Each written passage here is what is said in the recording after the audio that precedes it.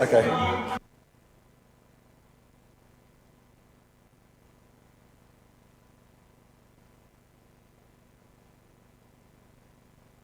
We're back on. Good. So, so we'll now go open to debate, discussion, and we need to come to a conclusion. So who wants to go first? Councillor Passmore. Oh, I thought that's, if not, I've got another hand. I thought that's what you were... No, I will say something. So clearly these are just the reserved matters here, and I do think we need to make a decision, and I do think we need to move on and make that decision. So, having listened carefully, I think the applicants have made considerable adjustments, and in my view, I think they have more or less done enough for me to support this application. But I am concerned about this issue about the parking and highways, and I wonder if there are other conditions we can add if we were to give approval, particularly looking at the play area and the parking. So there's some negotiation that you can come together.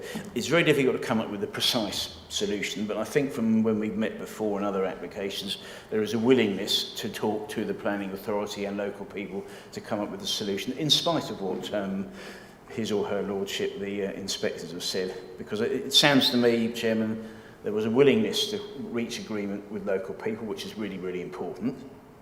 So if that could be conditioned, I would be happy to propose it on the basis we've got that with that exception. I don't quite know how we do it though.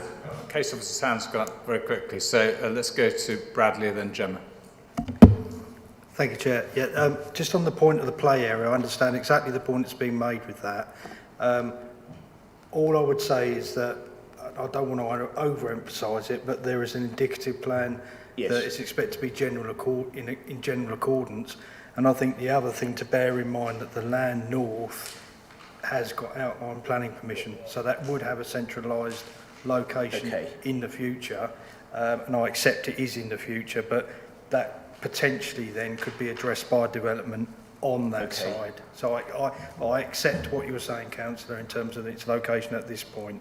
The other thing I'd say about the access is that has got full planning permission. Right. So if there were any works to be proposed in the highway, I presume, and I don't know what Ian's got a view on this, but it'd have to be done under the Highways Act to prevent parking or whatever, or do something in relation to parking, because it would be out with the site. It would be actually in highway. I think Bradley covered the points I was going to raise. Thank you. Perfect.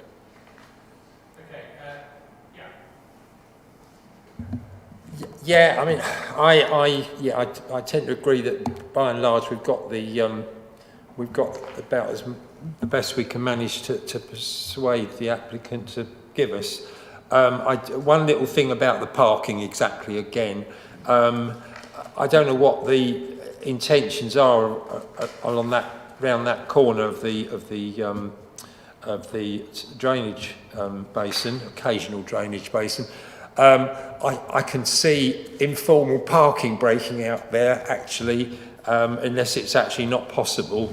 Now, whether that we might think that's actually desirable and let it happen anyway, but I think just to sort of make that point that, you know, given the proximity of the shop and everything and people's what shall I say, their desire lines from their car door to their shop door, just pointing at that corner, things might happen. And I agree that people, at the moment, people park pretty much opposite there, don't they, from time to time. Yeah, tricky. Councillor Mansel. Thank you, Chair. You know, I commend the applicant for doing some community involvement. I mean, so often we're here when we hear that there hasn't been any at all. So I would like to say thank you very much for doing that, and it does appear that you have listened to some extent. But yeah, I'm still not convinced that this is the best layout that we could fit in this particular development. I realise there are limitations. I'm a bit of a sceptic about the non-adopted roads. I'm sorry, I don't really understand the system properly. The play area doesn't appear to be in a sort of central, well overlooked area. We've got the electric boilers, which we seem to have to accept. Okay, it's not gas, there's no gas in the area anyway. But, you know, is that the best thing? All of these sort of initiatives are all well and good about saying, oh yeah, it's going to be a renewable tariff, but the energy's still got to come from somewhere, and it's going to be polluting somewhere else, even if it's not actually here in Bacton. I mean, on the face of it, I think, yes, maybe it is the best we're going to get, but should we be satisfied with a compromise? I really don't know. So I'm pondering in my mind which way I'm gonna sit. I'm not entirely happy, but maybe this is what we're going to have to live with. Thanks. Councillor Eburne, then Councillor Field. Thank you, Chair. I'm slightly of the same mind. You know, there's a few, you know, and I appreciate the appeal decision and what the inspector said and so on and so forth.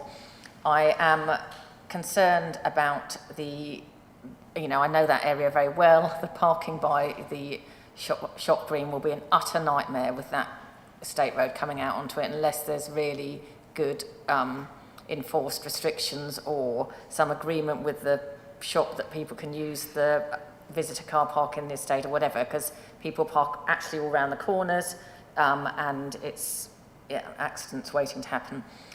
So if anything can be done there, I think, as people have said already, I am very concerned about the footpath going out onto Church Road, and I think there just has to be some kind of bollard or some kind of restriction to, you know, reinforce the fact that you can't just cycle straight out onto that bit of road. And I appreciate that the development's going to come forward next to the site, so that play area, you know, will be next to other houses, but I'm not really happy about that. And I think it would have just been a nicer development if you've had that in the middle, especially given the fact that land that effectively through the appeal decision was put aside for open space is now becoming attenuation ponds. So again, if there was something they could do about this. And finally, there's an awful lot of applications in Bacton and an awful lot of construction happening or about to happen in Bacton and Haughley.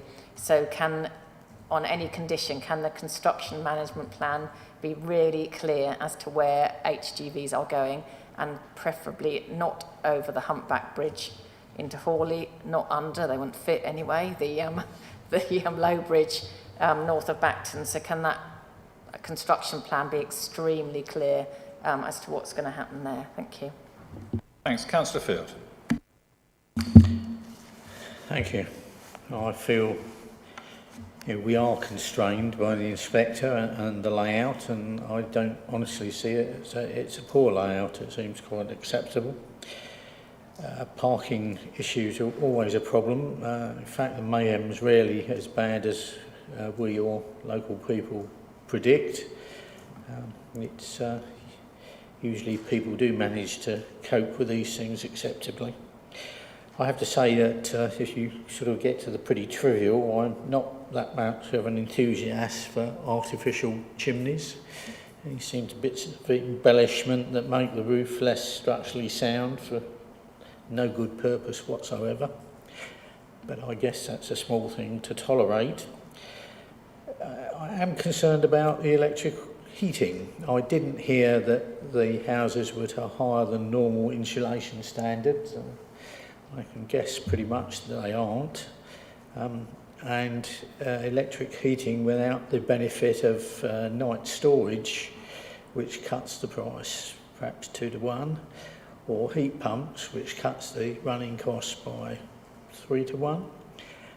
It sounds like an awfully expensive option for some of the residents. So I find I'm largely in agreement with this, with perhaps those one minor point and one that I think is a significant ongoing cost for the future occupants. I leave it there for the moment. Thanks. Okay. Well, I guess it's up to me to have a view now, as we've been around the room. I mean, the inspector's made a decision, and this has come forward. We've heard around the reasonings for the play area where it is, and we've heard it's part of a bigger picture. So I'm not that upset by where the play area is located because of the big picture. In terms of the parking being estate-owned, actually, that means that people probably will be far more on top of making sure it does work, because they have direct ownership and responsibility for it. You know, I've lived in a block of flats where everyone was on the management committee, and I assure you, you know, people wouldn't let anything go wrong. So I think it's the same sort of thing, whereas if it's highways, it's far more difficult for them to have a say. So I would think that they've got that opportunity to manage it.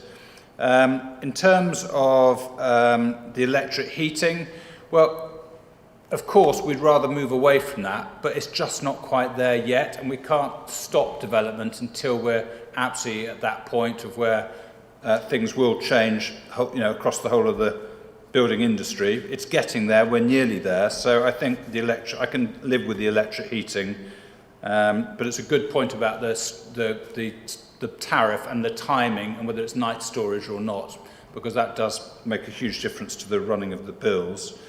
In terms of the attenuation ponds, yeah, they've got to go somewhere. I think I'd rather have them there than right at the back, because at least when you enter, I think that sort of adds to it.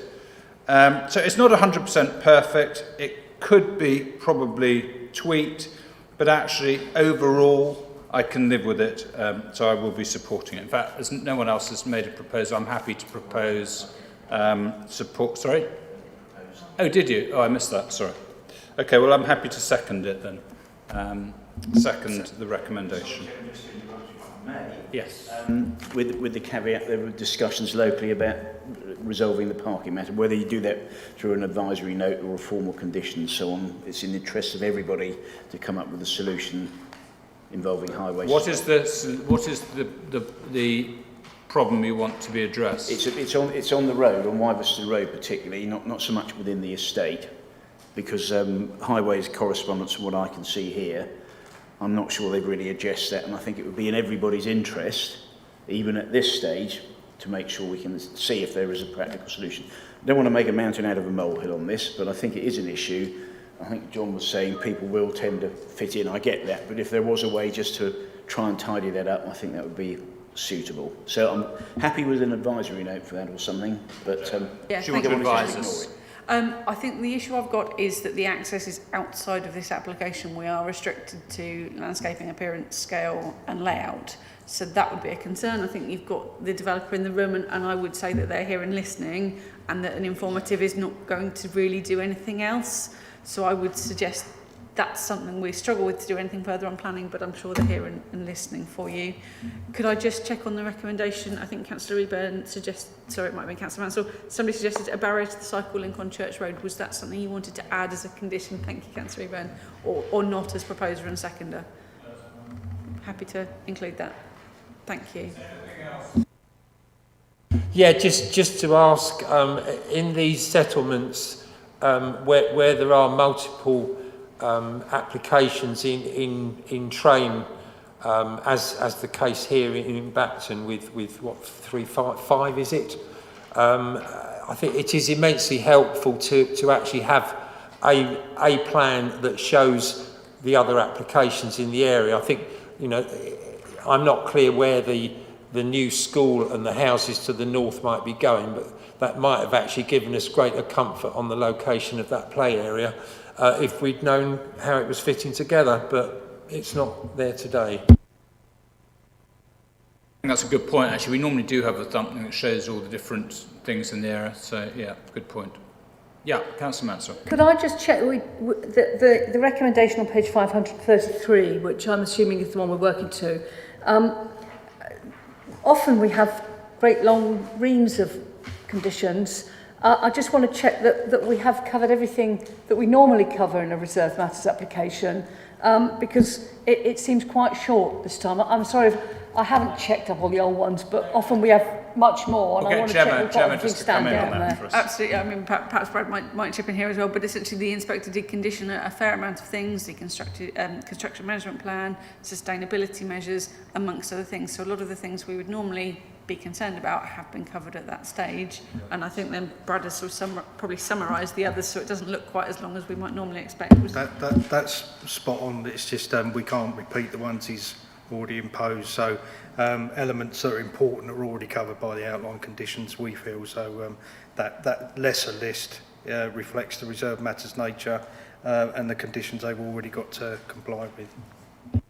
Thank you for that. I'm all for summarising things because it means I've got less to read. So I like things to be succinct and summarised. Can I just check that we've got the ecological mitigation in accordance with the ecological appraisal recommendations. Does that include, sort of wildlife corridors and hedgehog fencing and the like of that? Is that all included in that? It does. So we're getting a nod from the Taylor Whitby, so yes. Yeah, that would be covered by that. Yep. Okay, so I think on that basis we'll go to a vote, please. So Claire, it was the recommendation on 533 with the extra condition. Is that okay with you?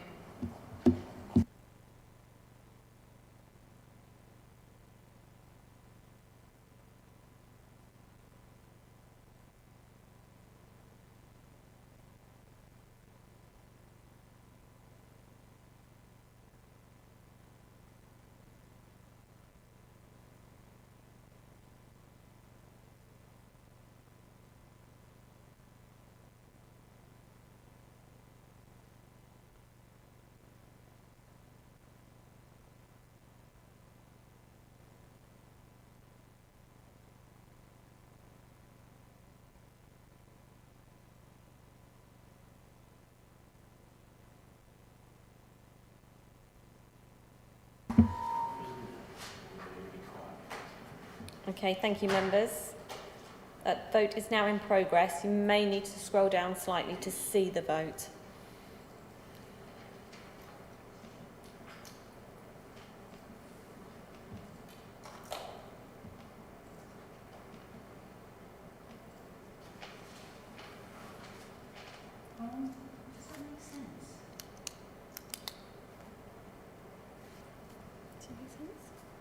Well, sorry, yes, the wording is that the application be approved as detailed in the officer recommendation with the inclusion of the that should be on page 533 with the inclusion of the officer's further recommendation.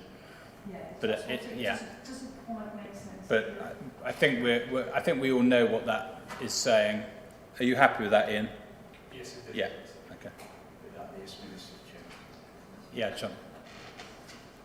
Am I allowed to ask the applicant, now we've done the vote? Well, hold on, let's wait till it's in. Okay.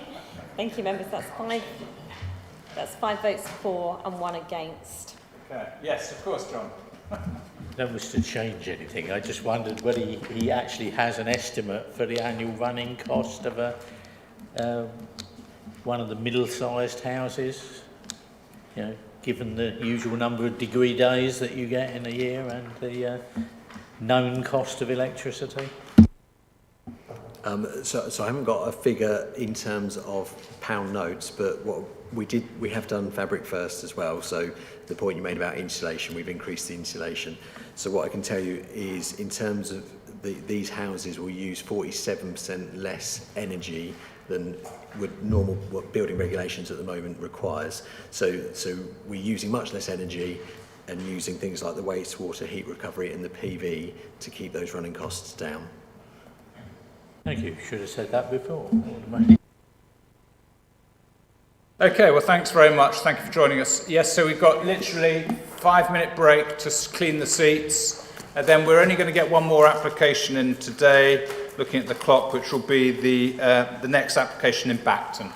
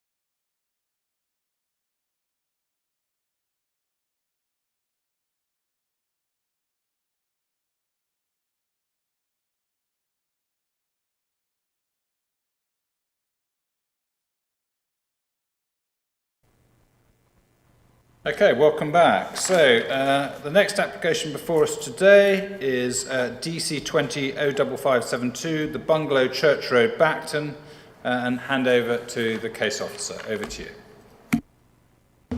Thank you, Chair. This application's been before members previously. It was deferred at that point for further information to be sought with regards to 2 trees that have been removed from site. Just to make members aware, since that time we have had an appeal against non-determination of the application come in as well. So any decision that is made today doesn't determine the application, that sits with the planning inspectorate, but it would give officers reasons to defend at the appeal if that was the decision of members. We've had late papers circulated and there's nothing further subject to the late papers and the report in front of members. So this is the wider aerial map of Bacton. It's development on a site, and we can see part of the 81 unit site off to the west there. It's part of a site that previously received outline planning permission for the development of 3 houses and the retention of the existing bungalow on site. This application is a full application, so it's not tied to the outline, and we're not looking at a reserve matters. This application seeks the erection of 1 new dwelling on the site, and it also seeks to create second access onto Church Road.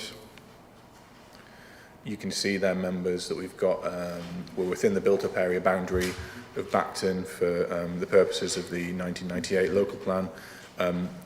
The emergent joint local plan retains the site within the settlement boundary, and then we've got the listed buildings that we were discussing previously. We've got the manor in red, that's a grade 2 star listed building. We've got the grade 1 listed church, and then we have a number of grade 2 buildings around the site as well. This just shows the site location plan, and the next slide actually shows this in a little bit more detail for you here, members. So we've got the red line plan of what we're actually covering within this application, and then we've got the blue line showing the ownership of the adjacent plot in the ownership of the same applicant. This is the red line plan that was submitted with the outline, so the entirety of the site was brought forward at that point, and then prior to this application, the ownership's been split. This is the approved indicative site plan for the outline application, and you'll note the plans show T1 and T2, and this was part of the reason for deferral previously. We've got a Google Street View capture from September 2011 showing us T1 and T2 with the bungalow that would be remaining on the site in the foreground. And then we have Google Street View from the other way, so we can have a very clear image of T1. T2 is then hidden behind it. With regards to the issue on trees, the outline, the DC 19 application, it secured access and layout, but landscaping was reserved, so that would come forward under a reserve matters application. Both T1 and T2 have been removed from site following the grant of the outline and prior to submission of this application. In particular, I want to just have members note the wording of condition 4 of the outline application, which covers the timescale for landscaping, and it is all changes in ground levels, hard landscaping, planting, seeding or turfing shown on the approved landscaping detail shall be carried out in full during the first planting and seeding season. Any trees, hedges, shrubs or turf identified within the approved landscaping details, both proposed planting and existing, which die, are removed, seriously damaged or seriously diseased within a period of 10 years from being planted, or in the case of existing planting within a period of 5 years from the commencement of development, shall be replaced in the next planting season with others of similar size and species. Now, with regards to the 2 trees that have been removed from site, neither are protected by tree preservation orders and neither are within a conservation area, so there was no requirement for permission from the council prior to the removal of the trees. We've also had a arboricultural survey submitted. It notes that one of the trees was of no particular amenity value to the wider area, and the other one was noted to have ash dieback, so was already diseased. In particular, members were concerned that the removal of the trees would prejudice the reserve matters to come forward on the site. To my mind, and in the view of officers, there's not a requirement for the trees shown in the indicative block plan approved outline to be retained on the site. The detail for landscaping would come at subsequent reserve matters application, which we've not had yet. I think the confusion for members in this instance comes from the fact that we've applied a landscaping condition to an outline that doesn't give us detail of landscaping. So in effect, that condition has been placed on the outline with an idea that when we get the landscaping detail, no condition is required on the reserve matters because there's already a condition on the outline that secures the landscaping once we've agreed it. But at this point in time, we have no landscaping otherwise agreed. However, what we do need to be cognizant of is the fact that we have a full application here, so it's not tied to the outline planning application in any way, shape or form. This is a fresh application, needs to be determined on its merits, albeit it's now being determined through the process for appeals against non-determination. Other than that, members, the report is as submitted last time, although notes have been included within the report to just note changes to paragraphs within the MPPF. I'll pass over to members for questions, as I'm aware we're running on for time, and we can run through any other plans or images of the area as members want during questions. Thank you. Happy to open it up to questions to members.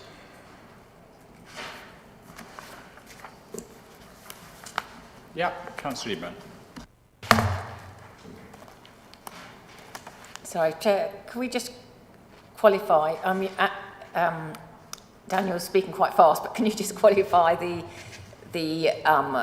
position regarding the outline application, the conditions that were on that we can now no longer apply to this one unless we suggest new conditions for this one. Could you just confirm what those conditions were, please? Yeah, of course, Councillor Eburne. So the outline application could still come forward. It's still live. We could still receive a reserve matters application on it. There would likely be some back and forth regarding the trees that have been removed from the site.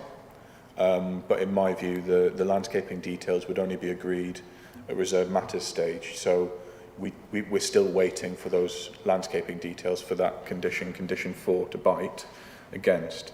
But the other conditions are all fairly straightforward. You know, we have the development to be in accordance with the indicative block plan. We have the time limit for reserve matters to come forward and then for commencement of the application. We have the landscaping. We have provision for the accesses to be laid out prior to first use of the dwelling. We have details for surface treatment. We have details for bins and collection areas. We have details for parking. We have some archaeological investigation that would come forward prior to commencement of the application anyway. And then we have removal of permitted development rights from the site. And we also have condition 14, which imposes a height restriction on dwellings coming forward as part of the reserve matters, such that no dwelling exceed 1.5 stories in height. Now, those conditions don't bite on this application as a full planning application. What members might want to consider is what conditions that were applied at the outline, whether the fundamental underlying planning reasons for imposing those conditions still come and bite on this full planning application, and you would want to see those carried through, or you'd want to see the design of the proposed dwelling be brought forward in conjunction with those conditions.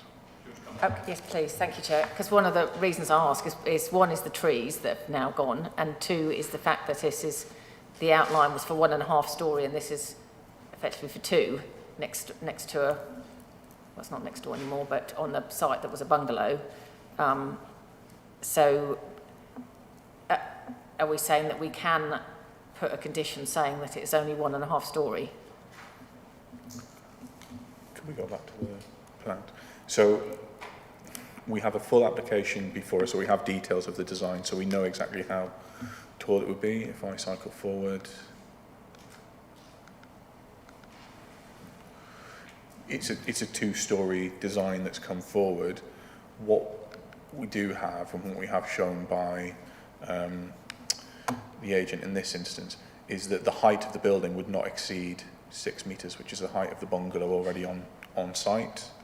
And if I show you that in slightly more detail, we have the slightly darker grey shadow of the bungalow superimposed against the side profile of the dwelling. So we can see we have an increase in bulk here, but we have no overall increase in height. And it's for that reason that within the relevant sections of the report officer's view is that is sufficient to see the spirit of that condition brought forward and applied to this application. Now, with regards to the trees, we obviously cannot roll back. We can't bring the trees back on site. What is within members' gift, if they want to consider approval of the application, is whether or not they would like to see a landscaping condition imposed, and whether or not, as part of that landscaping condition, they want to make clear their requirement for mature trees to be included within any landscaping that came forward on the site. Councillor Field. Just wondering, the height restriction we had, it was expressed as 1.5 storeys. Do we know whether that was based purely on what you're suggesting there, and not exceeding the height of the bungalow, or was it something more widely about the street scene and similar properties in the area, not affecting the listed buildings, etc.? So with regards to height restriction, the existing bungalow on site was to be retained and is about 6 metres tall, which is about commensurate with a 1.5 storey residential development. And I think possibly sometimes there is an issue with conditions that require building heights to be limited to a number of storeys. In a commercial development, 2 storeys can often be in excess of what we assume for a 2-storey residential development, but that's sort of to one other side. So in terms of the height restriction, in my view, it's to retain the overall height of the run of development on that side. On the other side of Church Road, we've got a number of 2-storey dwellings, which are in excess of the height of the bungalow on this side of the road. But in terms of their impact on the listed building, that's slightly more reduced owing to the fact that they're not within the same sight lines. The other thing the height restriction would do is views down Church Road towards the church. It would ensure that no development then encroaches further upon any views you might have of the church spire from the west of the village. But in matching the height of the bungalow, we have no increase on the overall height, so we have no more restriction of that view from distance than we would have were we to have a 1.5 storey dwelling proposed there. Do you want to come back? Yeah. I'm struggling to think whether I understand that. Yes, so it's not a matter of we've now got this mission to do beautiful buildings, whatever, and that 1.5 storeys is beautiful. It is an issue of height compared with the bungalow, and as you say, the visibility of the church beyond the bungalow. Okay, I've got that. Thank you. Councillor Mansel. Thank you. I'm just looking at the previous application on this site. I'm assuming that neither of the other 2 bungalows that had outline permission have got to reserve matters or any other further on. So it was outlined for 3 1.5 storey buildings, and the other 2 are just sitting there with outline permission. And if this is changed, because obviously the access arrangement has changed, does that have any bearing on the outline permission that's already granted on the other 2 dwellings? So it would have a bearing on plot 2, in that access was determined an outline. So you would therefore be in a position of you need to change the outline to make plot 2 able to come forward as a reserved matters application. Otherwise, any reserved matters application wouldn't be in accordance with the granted outline and wouldn't be able to come forward on plot 2. On the other side of the bungalow, we still have the access retained as it was approved at outline stage, which was for the bungalow and plot 3 to share the same access. So plot 3 could still come forward as a reserved matters application. You would just be in a situation where they would both need to come forward separately, with plot 2 coming forward following section 73 to an outline, which is slightly convoluted and difficult, I accept, but this is the situation we're in with the site, having gained outline permission and then being sold into differing ownerships. Councillor Eburne, you were next. Thank you, Chair. If I can just come back about the roof. It's not so much the roof height, it's the roof shape, because the church is directly, this building is the first one you would see. So when it's got a less shallow,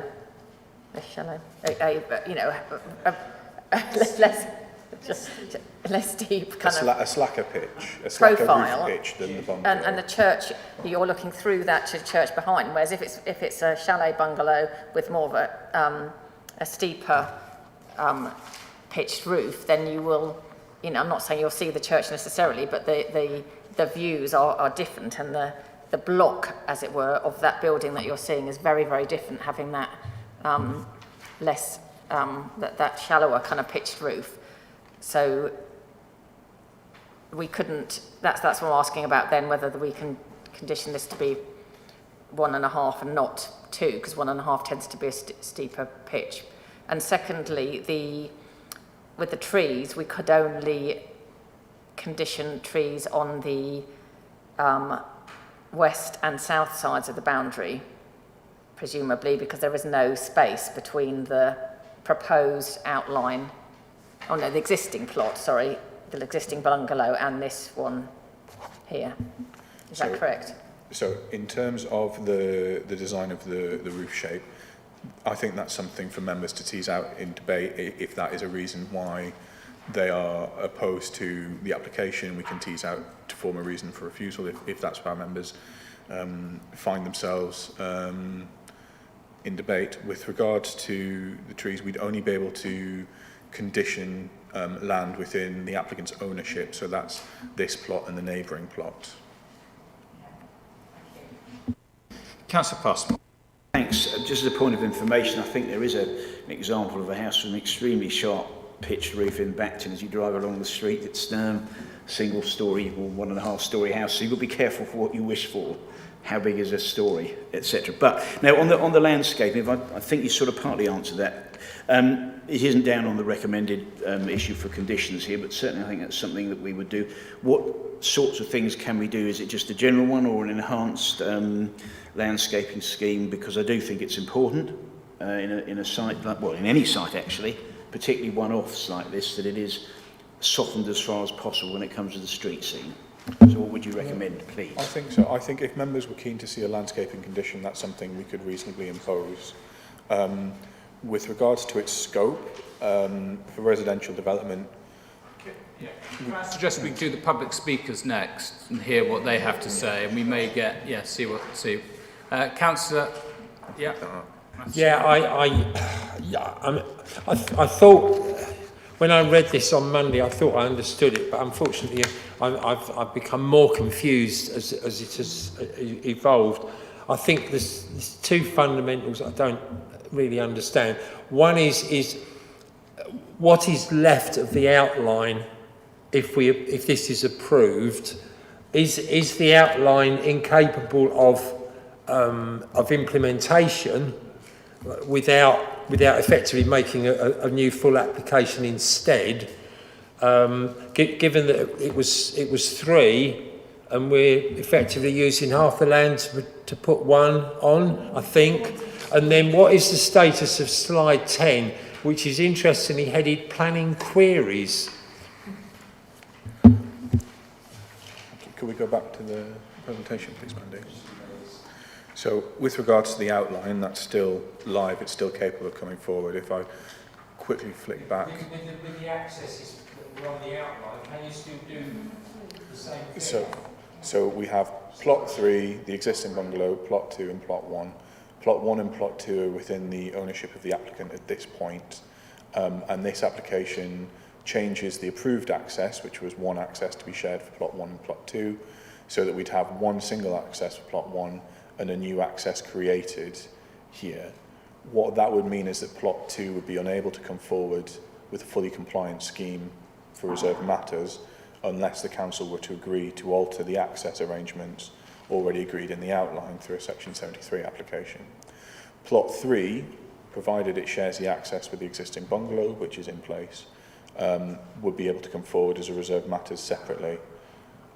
There's no requirement that the reserved matters come forward on the entirety of the site. We could deal with 3 individual reserved matters to deal with each 3 units. Where we've ended up with is a full application here on plot 1. Okay. Yeah. I think that helps. So I think in a way you've said to me, yes, they can't do plot 2 without coming back for a new access. Exactly.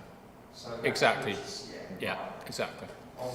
And then the planning queries was simply a response from the agent to issues raised in consultation, and that's just been pulled across verbatim in terms of its title for members there on slide 10. Okay. One other question, Chair. Yeah. Yep. Sort of before I head out on that. You have to turn your mic on there. Yes. Yes, that slide 10, planning queries, is as good as any, actually. It appears to show a 2.4 metre high fence. That's a very high fence facing into effectively countryside beyond in a southerly direction. Is there no comment adverse to that? Because it seems to me that that's something that landscape consultants usually frown upon mightily. So in terms of fencing, we've got fencing to the rear and we've got fencing to the side. If we quickly try and jump back to...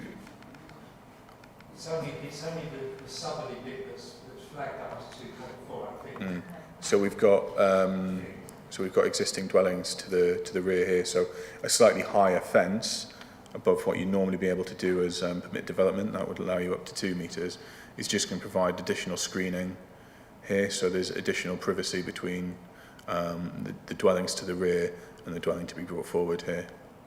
Okay, thank you. Not my point.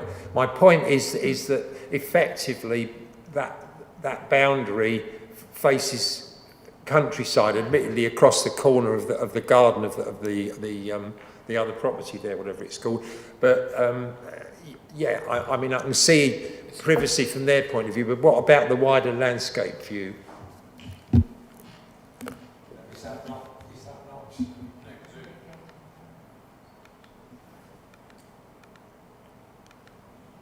So we jump. Is that not contrary to what we would usually want? If it was facing the countryside, we would not want a fence, we would want hedging. To a degree, yes. I think a close-boarded fence is more suited to residential areas, and creating that hard boundary is often beneficial. What we could look to do is say, if we were looking to impose a landscaping condition, look to say, notwithstanding the fencing detail shown, we want to have alternative boundary treatments to include the erection of, or the planting of 2 large trees. Okay. I'm going to move on to, do you want to come back? Just a very, very quick point. I mean, you've got to be reasonable about fencing. It's all very well saying what it looks in the Not countryside. in debate now. No, but I'm just making the point. Yeah. That is part of the advice, because if you get deer or other things coming to your garden, you've got to be pragmatic and reasonable. Thank you. Okay, so we're going to move on. So thank you for that. I'll now ask the Parish Council to speak. Again, you have up to 3 minutes. Thank you, Chair. Again, the Parish Council objected to the original outline application because of the density proposed, and here we see one of the consequences of the decision this Council made. The Council now objects to this current proposal. I'm very surprised to find it being recommended for approval by the case officer. Whilst it's a full application rather than for reserved matters, we consider the outline conditions relating to the scale of the buildings and their access are relevant to its consideration. The outline permission is for 1.5-storey building, but in reality, this is a 2-storey building as internally designed to provide full height rooms on the first floor. Although the ridge height is stated as 6 metres, achieved with the very shallow pitches we've heard of less than 20 degrees. Alien to the setting, we have typical Suffolk roofs which have pitches in excess of 45 and some even more, as we know. Part of the rear elevation has a pent roof which appears as a flat roof. With the grey cladding and a large area of paving to the front, the building has an industrial and urban appearance out of keeping with any other properties in the vicinity. Proposed building is much wider than that originally envisaged outline, butting up to the east and west boundaries, cramping the relationship to the adjacent plot. This crowding would give the effect of a tightly packed row of houses once the others are constructed, which is wholly inappropriate in a rural setting. Next to open farmland, where significant mature trees have been removed from the boundary, and the first house on that side of Church Road, directly in the line of sight towards the Grade 1 Church St Mary the Virgin when viewed from the west. In the previous item on your agenda, we heard the efforts that applicant has made to recognise the local vernacular in the design of their dwellings, and they are well set back from the road. What a contrast to this proposal. When you look at the elevation which presents itself to the west, the gable end has a profile quite out of keeping with those elsewhere on Church Road, have a significant detrimental effect on this important visual aspect of the historic heart of Bacton. It may be many decades before any tree planting, if any land remains on this plot to do that planting, would achieve any screening. In respect of the access, to add an extra entry point for this dwelling rather than the shared opening of the Church Road as agreed to outline, the site compounds a pre-existing problem with the site. Although in a 30-mile-an-hour zone, this is sadly ignored. Church Road is very busy, especially at school times, and visibility displays will be compromised by parked cars which use every inch of available curbside parking. Environmentally, the site is prone to flooding, as evidenced over a number of weeks this winter. This will only worsen when the drainage system for the development you just discussed overflows into the ditch which terminates the boundary of this property. The Parish Council urged the committee to recommend refusal of this application on the grounds of its design, being out of character with the rest of Church Road, and its compounding the overdevelopment of this site. Thank you. Thanks very much. Any questions at all? No? Okay. Well, thank you very much. We do not have an objector, we don't have a supporter or the agent, so I'll move straight to the ward member. Councillor Mellen, over to you. Thank you, Chair.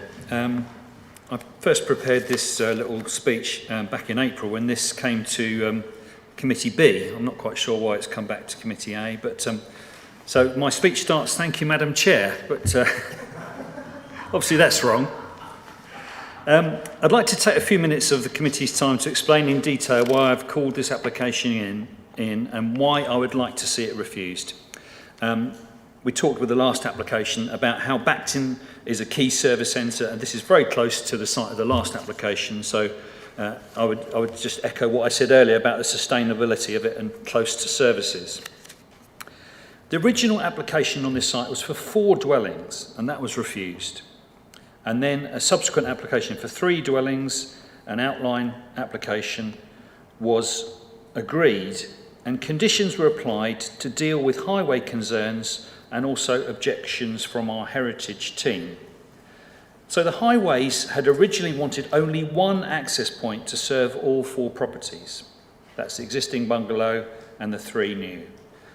They eventually accepted 2 shared accesses, each serving 2 dwellings, and I'll return to this point later. Now, the Heritage Officer was very concerned about the impact of the development on the important view of the Grade 1 listed St Mary's Church and objected to the outline application. But he did say harm could be avoided at reserved matters stage if the new dwellings were single-storey only and appropriate external facing materials were proposed. And in fact, the outline permission was granted with the condition that the new dwelling should be limited to 1.5 stories. It's also interesting to note that the planning statement accompanying the application identified 2 significant trees and a natural hedge at the front of the property, all of which are gone. Now, what we expected to see in due course were one or more reserve matters applications coming along as the plots were sold. But what we have before us today is not a reserve matters application, it's a full planning application, and as such it does not sit within the parameters, and I think the very reasonable parameters of the outline conditions. It seeks to overturn them, to ignore them, to set them aside. However, the outline permission remains a significant material consideration, and as far as I understand it, this would make the other outline null and void, and each of the other applications would have to come through as full applications. So let me talk about road safety. This location is important because of its proximity to Bacton Primary School. At the beginning and the end of the school day, Church Road becomes filled with cars. Parents park along this frontage to drop off or to pick up their children, and I've done the same myself when my children were at that primary school. Now, increasing the number of accesses, the number of drop curbs, means more places where vehicles are crossing the pavement to get on or off the road. Highways originally wanted a single entrance but accepted 2 shared entrances. But this application wants to make that 3, and I guess it would be eventually 4 when they're all built out. Looking at the layout, it's just about possible for 2 cars to manoeuvre and be able to enter or exit this site in forward gear, which is very important in this location with the school traffic. However, the plans show that this house is effectively a 4-bedroom dwelling, and the Suffolk parking standards require 3 off-road spaces for a 4-bed dwelling. There's not space here for 3 vehicles, and therefore there would be a safety implication. They wouldn't be able to get onto the road in forward gear. Can I move on to the setting of the Grade 1 listed St Mary's Church? As you travel along Church Road in an easterly direction, to the left you have the Manor House, where Mr Chambers lives. To the right you have agricultural fields. And then approaching Taylor's Green, the tower of St Mary's Church comes into view. Now, this proposed dwelling would appear immediately under the bell tower as you travel towards the church. It will be the first house on that side of the road. It won't be shielded by any trees because they've gone. This is the view that the Heritage Officer is referring to, and this is why he sought something smaller in scale and with appropriate materials. But this application is for a 2-storey dwelling with a very low-pitch roof and with a striking modern design. Here, I think it would be incongruous. It bears no resemblance to any other house in the vicinity. And I refer you to the MPPF, where it says that we should ensure that developments A, will add to the overall quality of the area, B, are visually attractive as a result of good architecture, and C, are sympathetic to local character. Well, it seems to me this application doesn't meet any of those 3. No, so I have no objection to a modern design and to the use of grey cladding, and we have examples of that in Bacton, but not here. This location is a sensitive one, and the Heritage Officer has identified that, and there is scope for a more appropriate design which would fit with the surrounding buildings. If I could just touch on other matters briefly. The size of the proposed building is much larger than that shown on the outline permission. It fills the plot and it looks like overdevelopment. The windows of the second floor, on the second floor height, there's concern about overlooking with the neighbours, a loss of residential amenity there. There are issues of drainage here. This site was awash with standing water for much of last winter. And lastly, as this application with 2 trees mentioned previously, and they are now gone. Very, very disappointing. So I asked the committee to refuse this application. It's contrary to the MPPF. It's 2-storey rather than 1.5 as in the conditions. The design is not in keeping with local architecture, and it has a significant impact on St Mary's Church. I think the community and its representatives do accept the principle of development on this site, but we want to see a good, appropriate design, which this is not. Thank you. Any questions for the ward member? No. Okay, so us to discuss, debate and come to a conclusion. Councillor Matheson and Councillor... Yes, I'm glad that Councillor Mellen got his head around it all. It's unsurprisingly so much more than I had as to understand it all. And I think we should send him into bat at the appeal for non-determination, frankly, because he'll make a cracking good job of it. Yeah, I just agree with him, really.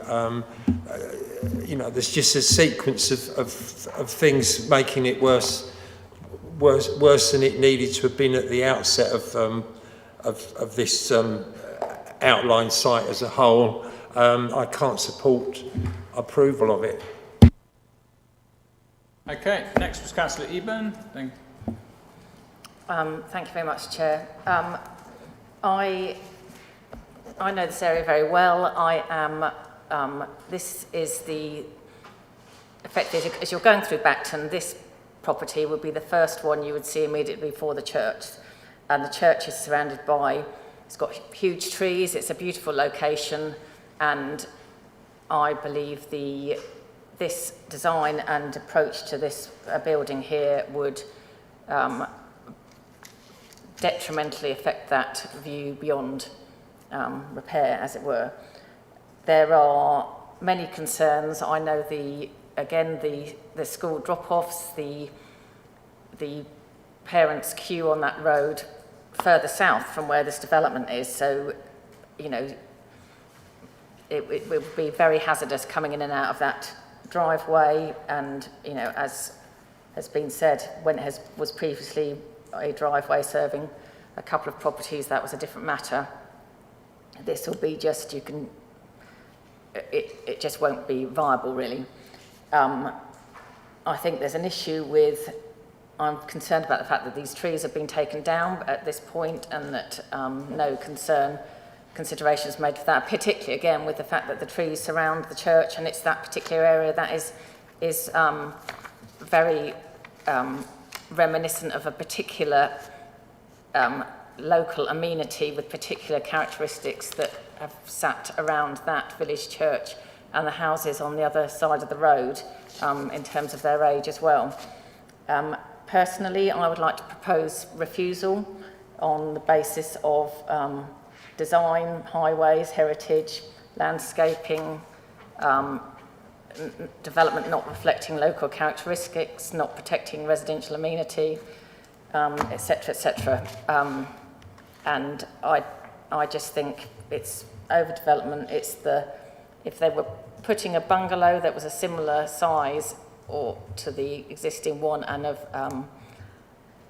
sort of relative appearance of the trees had been left there, it would be a different matter, but it isn't. So I would propose refusal. Thank you, Chair. Thank you very much. Next up is Councillor Passmore and Councillor Mansel.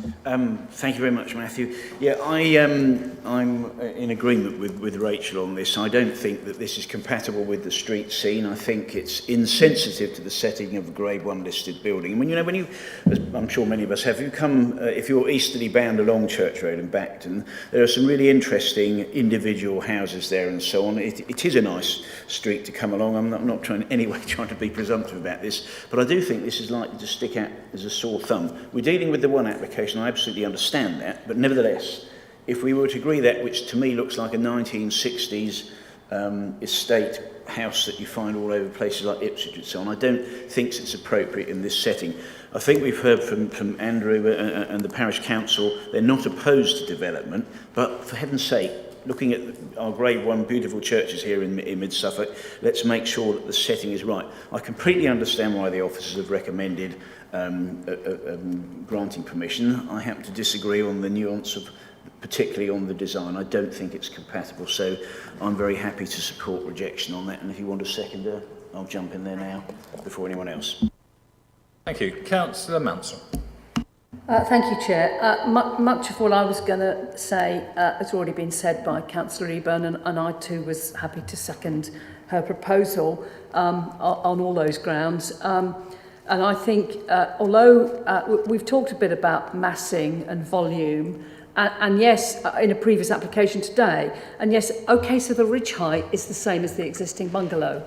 But because of the shallower eaves, we've actually effectively got triangular prisms stuck on the side of quite a large, chunky sort of design. And I think the massing of this building is inappropriate for its setting. And that's what makes it not fit in with the existing bungalow that's in the middle of the site. And yes, in a way, I've got the image of Bacton Church up on Google Street View on my screen now. And actually, the pleasant slope of the existing bungalow acts as a sort of frame for that church tower as you come along that road. And I think having these stuck on shallow roof, two-storey building will look completely out of place. So I am in support of the current proposal for refusal. Can I just ask the case officers if they, because obviously we've had it proposed and seconded, we've been given quite a few reasons by Councillor Eburne. Have you got enough to put together wording on refusal? I think I'm nearly there. Just probably need to check a couple of points. So we're particularly thinking about massing and bulk, the roof pitch and eaves, and the width of the proposed dwelling. Does that encompass the particular problem? Seeing nods? Yes. Okay. And then in terms of the impact that has, I'm suggesting that you're picking up on the character and appearance of the locality, including listed buildings. And then separately, I would suggest, bear in mind the points about heritage, that I think I'm there just about there on two reasons, that massing and bulk would also have a low level of less than substantial harm, particularly to the designated heritage asset, which is Grade 1 St Mary's, thank you, and that it would impose itself on those views and obscure part of the church, and that there wouldn't be public benefits to outweigh that level of harm. Does that... Okay, if I might need just another minute, Chair, just to finalise that.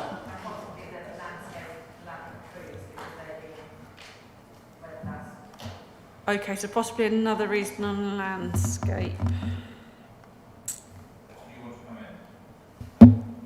Just to say, if we are going to look at a reason for refusal on landscape, I think it needs to be framed around the existing landscape that would be created by this application, not the fact that we would like to see the trees returned.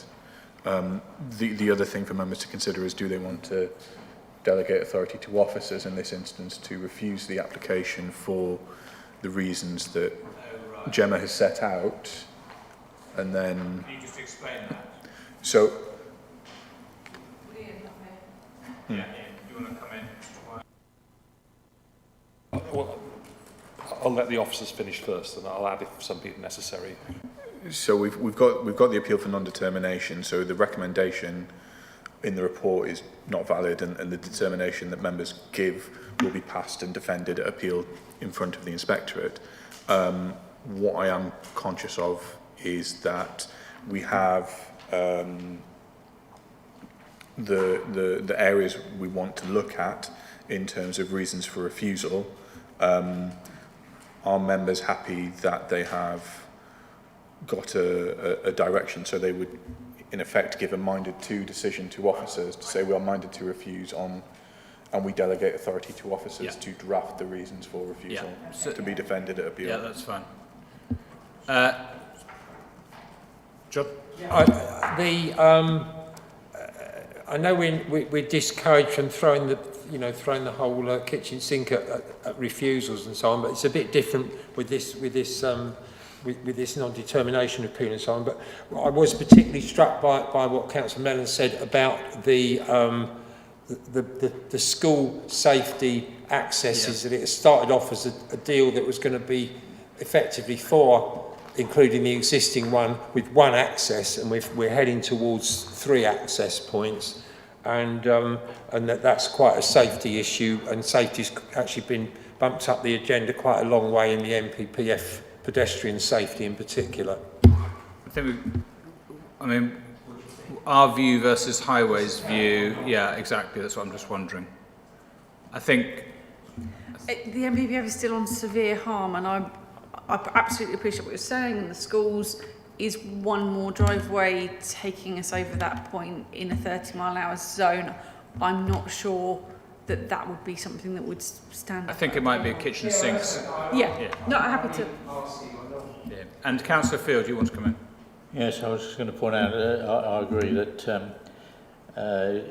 the severe harm is actually not the safety condition, that's the impact on the highway's capacity, isn't it? It's an unacceptable impact on safety, but I think we've got to be careful about winding that up too much, because it could clearly be that we could grant permission for this one house and then refuse the next one, which will have lost its access, and highways could well say they don't want that number of accesses on the road for safety reasons. So you could actually permit one and get rid of two others. So I think we've got to be careful about overplaying that cause. Okay. But the point about the impact on the view of the church, the difference with the street scene, has seemed to me to be very significant. And I suppose a personal hang-up as well is that close boarded fence as the first element you see as you enter the village is also something which is hardly rural. So I think on that basis we've got a minded to refusal, and we understand the reasons why we're being guided down that route, and that makes sense to us all, and it has been proposed by Councillor Eburne, seconded by Councillor Passmore, for a minded to refusal with delegation to officers for the reasons. Do we need to go through the reasons? Yeah, and Gemma, do you just want to run through them for us? Yeah, yeah.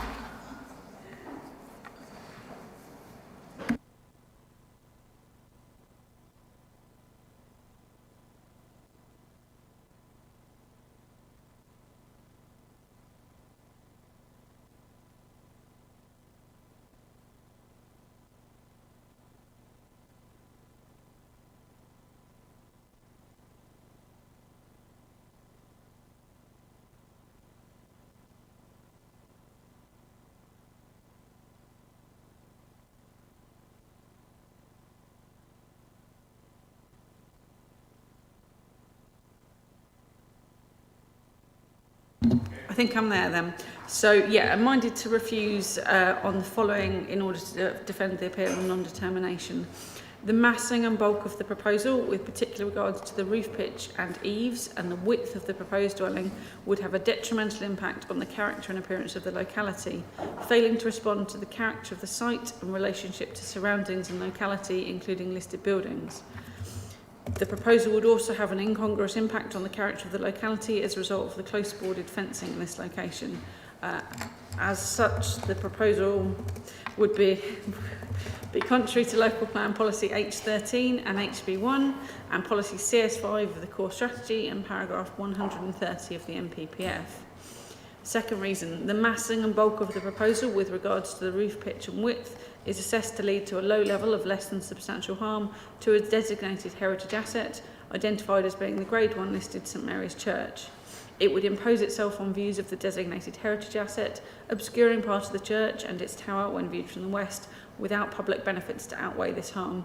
As such, the proposal would be contrary to local plan policy HB1, paragraph 202 of the MPPF, as well as section 66(1) of the Town and Country Planning Listed Building and Conservation Act 1990. Councillor Eburne, Councillor Passmore, are you happy with that? Yes. Yeah, good. Okay, let's take a vote on that basis. Thank you, Chair. So I don't think all that text will fit in. So I put that members are minded to refuse application number DC 20-05572 for the reasons as read out by the Area Planning Manager. For the final time, that vote is now in progress.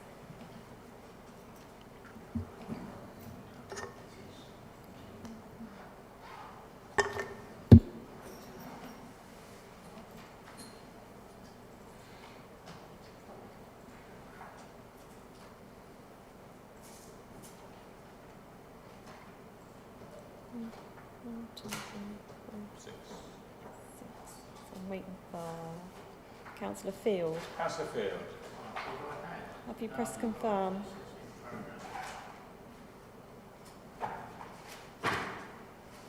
I can take your vote verbally if it's easier. Thank you. That's 6 votes for, Chair. Okay, well, thank you very much. So that's refused.